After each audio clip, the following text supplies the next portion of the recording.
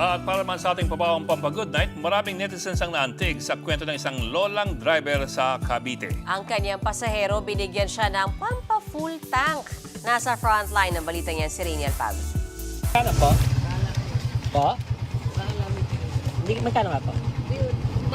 20. Ito ang tagpo sa senior citizen na tricycle driver at kanyang pasahero sa Rosario, Cavite. Nagsimula sa singilan ng pasahe na nauwi sa kumustahan lalo't ang mahal ngayon ng petrolyo.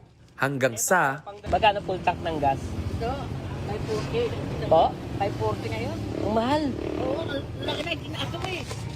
Ito po, pang dalawang full tank nyo. Yan.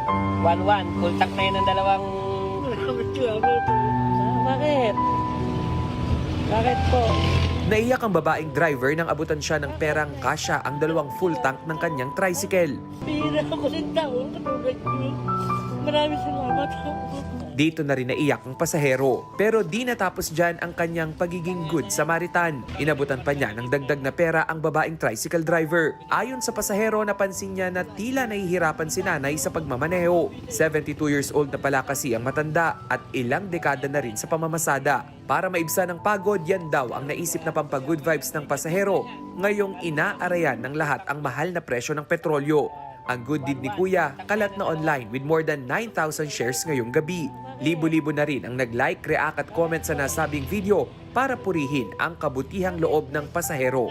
Good job ka riyan, Kuya! At kay Nanay Tricycle Driver, Happy Women's Month po sa inyo. Nagbabalita mula sa Frontline, Rainiel Pawid, News 5. Mga kapatid, Ed Lingaw po, maging maalam at may pakialam sa mga napapanahong balita sa ating bansa. Para sa mas malilimang pagtalakay at paghimay sa mga issue at headlines, mag-follow at mag-subscribe sa social media pages ng News 5.